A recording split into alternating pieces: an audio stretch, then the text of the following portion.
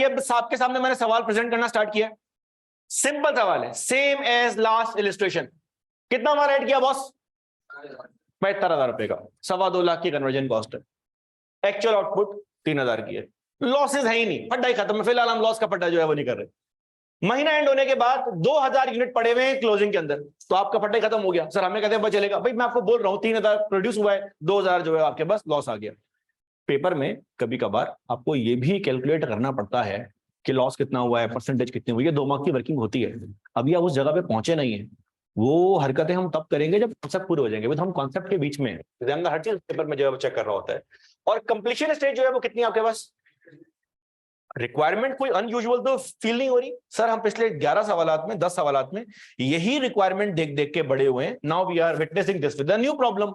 नाकाम कोशिश करें, मैं आपके रजिस्टर में आके चेक करूंगा ये सवाल पूरा करने के बाद मुझे आप कॉल कीजिएगा and then will do this on board. शायद अभी भी चांस है कि आपसे एक आध मिस्टेक हो जाए, इसमें एक प्लांटेड मिस्टेक है, try to avoid that mistake. और स्टूपिड मिस्टेक होगी, आपको बाद में खुद शर्मिंदगी हो जाएगी, हमसे ये गलती हो गई है। जाहिल हैं आप लोग, जिससे मर्जी आप पढ़ रहे हो, आप पढ़ तो मुझसे रहे, आप सीख नहीं रहे मुझसे। आए जरा बोर्ड पे देखें, सर ये आपने गलती क्या की है, आपने ऐसी गलती की है जो आपको खुद शर्मिंदगी होगी। और बाय द वे जिन लोगों का मैंने क्रॉस मारा उनका पूरा सवाल गलत नहीं है, there is this one component which is wrong but it's a blunder, stupidity है। और हसन भाई ने बहुत अच्छी बात बोली कि आप पढ़ किससे रहे हैं, मैं इसका भी आपको जवाब दूंगा, क्योंकि वो गलती मेरे डोमेन की नहीं है, वो गलती फाइनेंशियल अकाउंटिंग की है, FR1 की है। किससे पढ़ रहे हैं FR1? मैं बता दूंगा उसको। अच्छा बच्चे जरा बोर्ड पे चेक करना please, cost per unit, total cost कितनी हो रही है खर्च? 3 लाख रुपए, सही है। कितने यूनिट्स मुकम्मल बन गए? इन 3,000 पे तो मुझे कोई फड्डा नहीं है, ये तो पूरे का पूरा एडिट आ जाएगा। फड्डा जो है वो किस पर है? अच्छा ये 2,000 पूरे नहीं बने तो पूरे नहीं लूंगा, कितने बने? ये ले लिए 80%। 2,000 का 80 16 4,600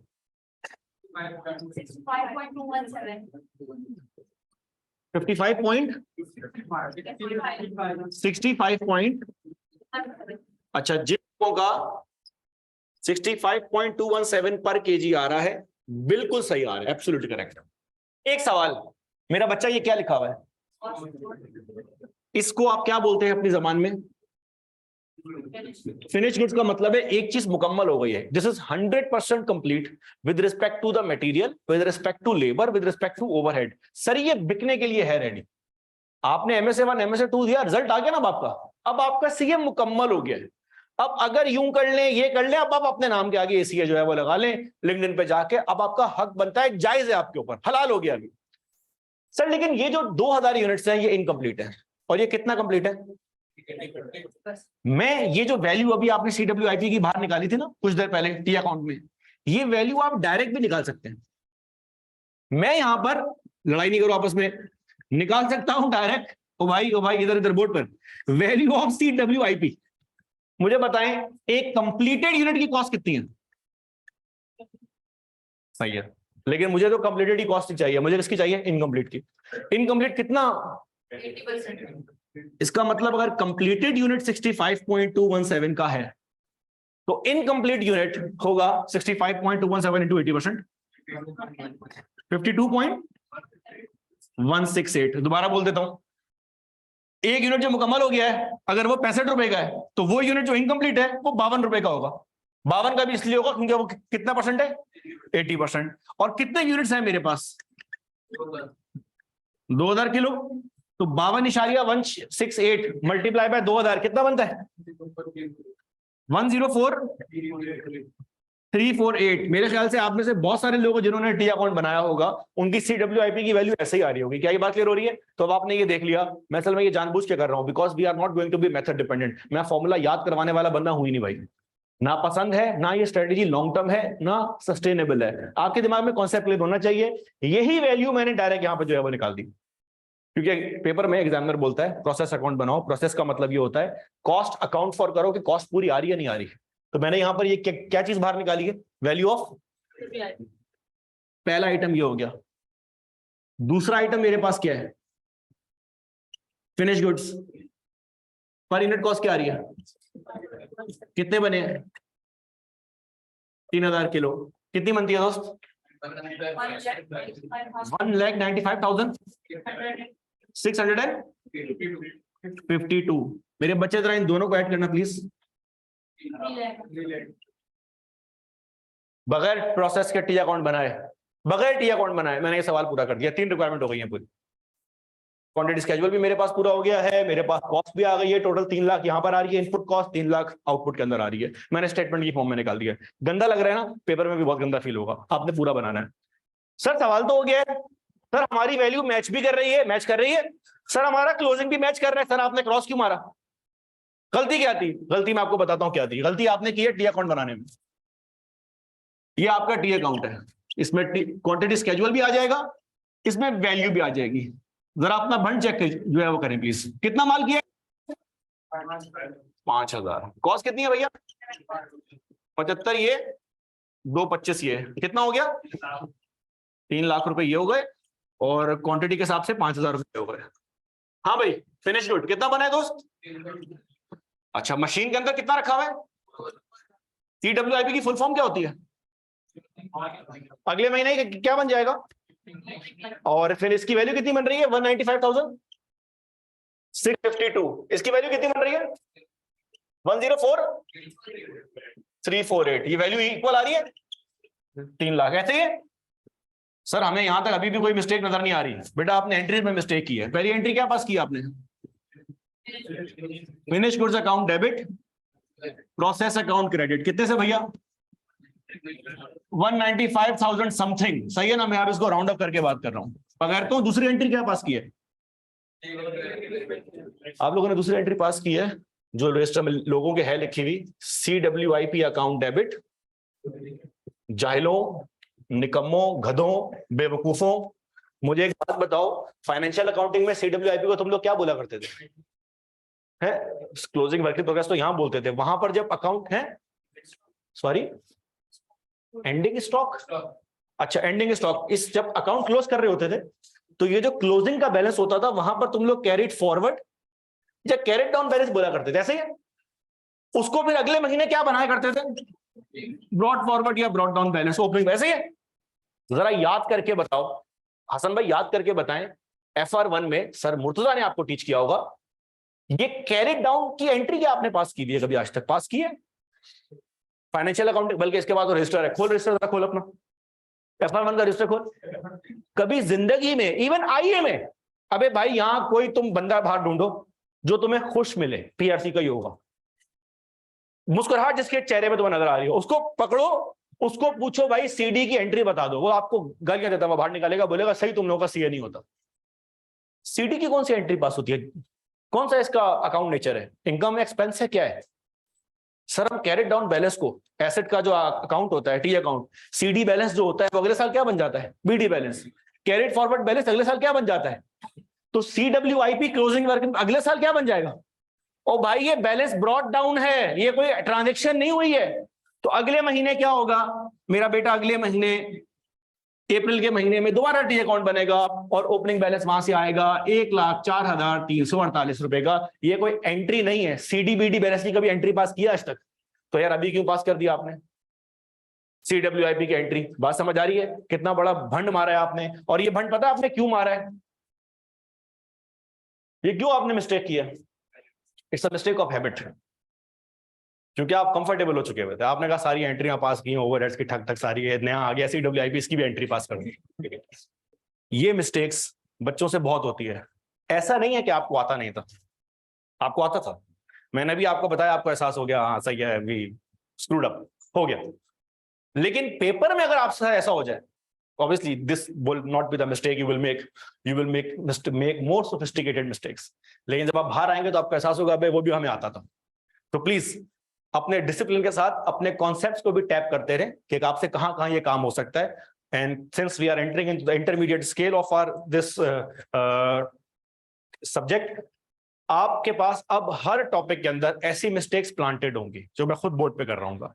पुराने कॉन्सेप्ट भूल मत जाना। जो गलती होगी वो ऐसी गलती होगी जो आप बचा सकते थे। क्या ये बात क्लियर होती है? तो अपने रजिस्टर में जाएं प्लीज। सारा सवाल आपका सही है। इस एंट्री को याद रखना, इस एंट्री को सर्किल करो, और इसके नीचे एरो बना के नोट करो, हम निकम्मे हैं, हम निकम्मे हैं। और हसन तुम नोट कर लो, मेरे रूहानी अब्बू का नाम मुर्तजा कायद है।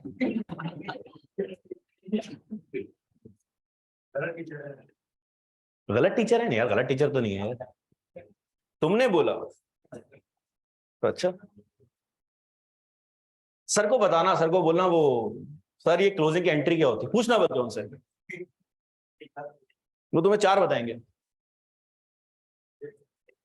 अच्छा जी बच्चों, ये छाप लिया आप लोगों ने, आगे बढ़े हम, एक सवाल और करें। ये गलती भूलना नहीं है प्लीज, ये गलती भूलनी नहीं है, मैं इसलिए बोल रहा हूं, as basic as it sounds, you guys are going to make this mistake again, not now immediately, but there will be a question जहां पर इतने बड़े इश्यूज होंगे कि आपसे फिर भी ये मिस्टेक हो जाएगी। चाहे तो आज की डेट डालें, आज कौन सा रोजा जो है वो चल रहा है, आई थिंक आपके रजिस्टर में 14 रमजान के हवाले से भी कोई मिस्टेक नोट है, मुझे याद नहीं आ रहा क्या मिस्टेक थी, मुझे अभी एकदम से याद आया है। ओ ये तो भी आपसे होगी, ये ईद के बाद होगी ये मिस्टेक आपसे, लेकिन ये होगी और ऐसी मिस्टेक होगी कि आपको वहां पे फिर मैं बोल रहा हूँ, लेकिन वहां पर हसन, वहां पर आपके रूहानी बुजुर्ग का नाम जो है, रूहानी अब्बू का नाम अली अहमद हो जाएगा। उसका रीजन ये है कि वो गलती मैं आपको बुलवा के जो है वो कर रहा हूँ, ठीक है ना। अच्छा जी सर, टाइम एंड हो गया, एक नया सवाल, होमवर्क दे दूं, होमवर्क तो हो सकता है ना, चलो मैं यही सवाल दे रहा हूं सेम, ठीक है। इस सवाल का नाम चेंज कर लो, it was 12A, this is 12B, ठीक है। अगर आप बोर्ड पे देख ले, मैं सवाल चेंज कर रहा हूं, आपको गेम समझ में आ जाएगी, खुद ब खुद गेम समझ में आ जाएगी। कितना मटेरियल है, एक्चुअल आउटपुट 3000, कन्वर्जन कॉस्ट 225। ओ भाई ब्लू टोपी सुन ले यार, there are no losses in the process. ये लफ्ज मेरे नहीं है भाई, ये जितना बोर्ड पे लिखा हुआ बेटा, these are bite size language of examiner, ये मेरी जबान नहीं है, मैं ऐसे सवाल नहीं बनाता, ये एग्जामिनर के सारे concept.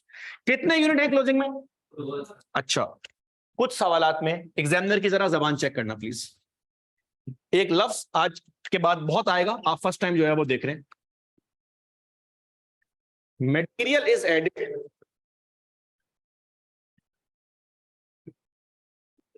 Eight the beginning of process. क्या मतलब है इस बात का, अब मटेरियल ये आहिस्ता आहिस्ता करके ऐड नहीं हो रहा, जैसे ही आपने मशीन स्टार्ट की है, कितना माल आपने ऐड किया है, इनपुट कितना है, आपने पूरे 5000 किलो का सारा 100% मटेरियल मशीन के अंदर ऐड कर दिया। कितने यूनिट्स प्रोसेस हो गए, कितने मशीन के अंदर है, CWIP क्लोजिंग आपके पास आ गया। ये क्लोजिंग कितना परसेंट कंप्लीट था, लेट मी से अभी भी 80% है, लेकिन ये 80% का मतलब है कि इस पे कन्वर्जन कॉस्ट 80% जो है वो लगी है, मटेरियल इसके अंदर 100% लग गया। क्यों, because material was added at the beginning of the process. तो यहां पर अब मैं आपके पास एक जुमला और भी ऐड कर रहा हूं, कंप्लीशन ऑफ CWIP, जुमला चेंज कर रहा हूं मैं, 80% with respect to conversion cost. क्या ये बात क्लियर हुई है। तो इससे पहले वाले सवाल और इस सवाल में सिर्फ एक चेंज आया, क्या, वहां पर मटेरियल आहिस्ता आहिस्ता खर्च हो रहा था, यहां पर मटेरियल शुरू में लगा दिया है और कन्वर्जन कॉस्ट आहिस्ता आहिस्ता हो रही है खर्च। अच्छा ये बात क्लियर होती है। Completion of CWIP 80% with respect to conversion cost, ये मेरी जबान है, ये एग्जामिनर की जबान नहीं है। एग्जामिनर इसी जुमले को, देखिए सवाल पढ़ना बहुत जरूरी है, अगर आपको सवाल पढ़ना नहीं आता होगा बिलीव मी, ये तो मैं आपको 1 महीने बाद प्रूफ भी कर दूंगा। बहुत सारे बच्चों जिनको कॉस्टिंग आता है, उनको कॉस्टिंग तो आता है, उनको एग्जामिनर का सवाल सॉल्व करना नहीं आता, because they do not know how to interpret that language. अगर आप लोगों ने कोई लॉ का पेपर दिया होगा तो आपका एग्जामिनर की जबान आपको नहीं आती, आपके जितने मर्जी कॉन्सेप्ट क्लियर हो, मैं जितना मर्जी यहाँ पे कर ट्रांस, आप पेपर में क्लियर नहीं कर सकते। पेपर को क्वेश्चन में एग्जाम में इंटरप्रेट करना आपका काम है, वो मैं नहीं कर रहा हूँ, अभी तो मैं आपको समझा रहा हूँ। तो एग्जामिनर की जबान क्या होती है, यही जुमला एग्जामिनर कुछ ऐसे नोट करता है, conversion cost is applied evenly throughout the process। अच्छा मतलब इसका वही है, मतलब क्या है, इसका मतलब कन्वर्जन कॉस्ट आहिस्ता आहिस्ता खर्च हो रही थी। तो अगर प्रोसेस 80% है, इसका मतलब क्या है?